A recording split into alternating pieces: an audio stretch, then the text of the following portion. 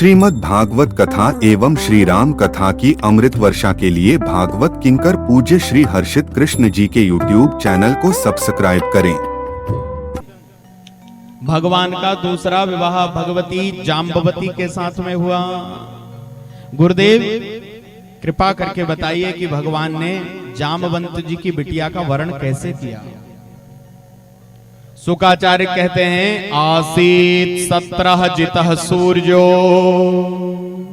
भक्तस्य परमः सखा प्रीतस्तस्मै मणिं प्रादात् सूर्यस्तुष्टुः समयंतकम्।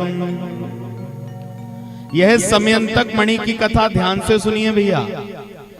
इस समयंतक मणि की कथा को सुनने से जीवन में कभी झूठा कलंक नहीं लगता।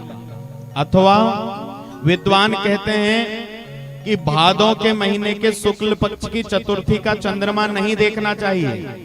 जो लोग चंद्रमा देख लेते हैं उनको झूठा कलंक लगता है, और यदि धोखे से देख लिया हो तो आप समयंतक मणि की कथा सुन लीजिए। समयंतक मणि की कथा सुनने से आपका वो दोष हट जाएगा। द्वारिका में सत्राजित नाम के एक राजा और रहते हैं।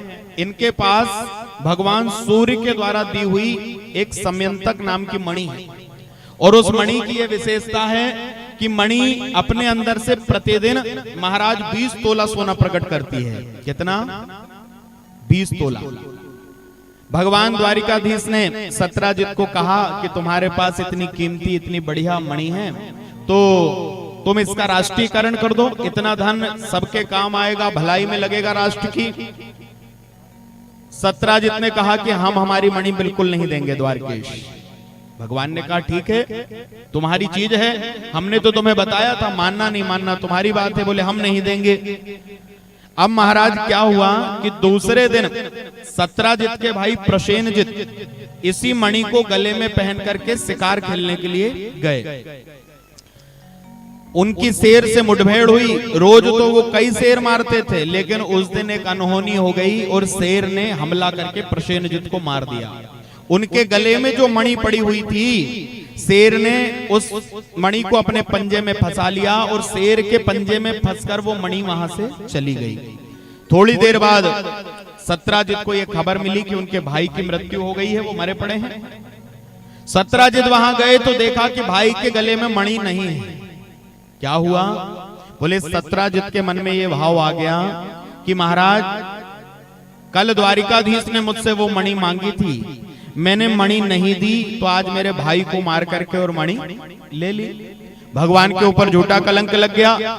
भगवान ने विचार किया कि हमने तो महाराज भादव सुदी चौथ का चंद्रमा देखा नहीं, झूठा कलंक क्यों लग गया। भगवान गए और जहां प्रसेनजित मरे पड़े थे वहां देखा कि शेर के पंजों के निशान बने हैं। भगवान उन शेर के पंजों को देखते हुए आगे बढ़े तो देखा कुछ दूरी पर शेर भी मरा पड़ा है और वहां भालू के पंजे के निशान बने। भगवान भालू के पंजुओं को देखते हुए आगे बढ़े तो देखा एक गुफा के द्वार पर बहुत सुंदर कन्या बैठी हुई उसी मणि से खेल रही है। भगवान ने कहा देखो मणि तो ये है और हमारे ऊपर झूठा कलंक लग गया। तो भगवान गए, जाकर के उस कन्या से मणि लेना चाहा तो कन्या गुफा के अंदर भागी। भगवान भी पीछे पीछे भागे और कन्या ने अपने पिता को आवाज लगाई तो जामवंत जी ने सामने आकर भगवान के दोनों हाथ पकड़ लिए। और राजन, भगवान और जाम्बवंत जी के बीच में 28 दिनों तक द्वंद्व युद्ध हुआ है। एक दूसरे को उठा उठा के पटकते रहे महाराज। 28वें दिन जाम्बवंत जी ने देखा जब महाराज भगवान जाम्बवंत जी की छाती पर बैठे हुए थे, उसी समय पीतांबर हटा और महाराज भृगुलता का निशान, जैसे ही भृगुलता का चिन्ह देखा जाम्बवंत जी पहचान गए, ये तो मेरे राम हैं, ये तो नारायण हैं। उसी समय तत्काल खड़े होकर चरणों में गिर गए, प्रभु अपराध हो गया, क्षमा करिए। भगवान ने कहा जाम्बवंत सब हमारी ही इच्छा से हुआ है। त्रेता में तुमने जब तुम्हारे मन में यह भाव आया, राम रावण का युद्ध हो रहा था, उस समय महाराज जाम्बवंत जी केवल एक ऐसे अकेले योद्धा हैं जो पूरे युद्ध में कहीं लड़े नहीं है महाराज। हाँ, जाम्बवंत मंत्री अति बूढ़ा, जाम्बवंत जी कहीं लड़े नहीं और लड़े इसलिए नहीं कि जामवंत जी के बराबर ताकतवर दोनों सेनाओं में कोई दूसरा था ही नहीं मारा। हाँ, रावण को तो ऐसे ही मार देते, केवल वीर कोई दिखता था जामवंत जी को तो वो प्रभु श्री राम दिखते थे, लेकिन वो अपने स्वामी थे, उनसे कैसे लड़े। तो मन में भाव आया कि इतनी सेना में कोई मेरे लायक नहीं है, राम जी हैं तो उनसे लड़ नहीं सकता। तो मन में केवल परमात्मा के सामने ये भाव आ गया, तो भगवान ने द्वारिका में उसको पूरा कर दिया। तो यहाँ 28 दिनों के युद्ध के बाद भगवान ने कहा कि ये मणि हमें लौटा दो। भगवान ने सारी घटना बताई। तो जामवंत जी ने भगवान से एक बात कही, ध्यान देना भैया।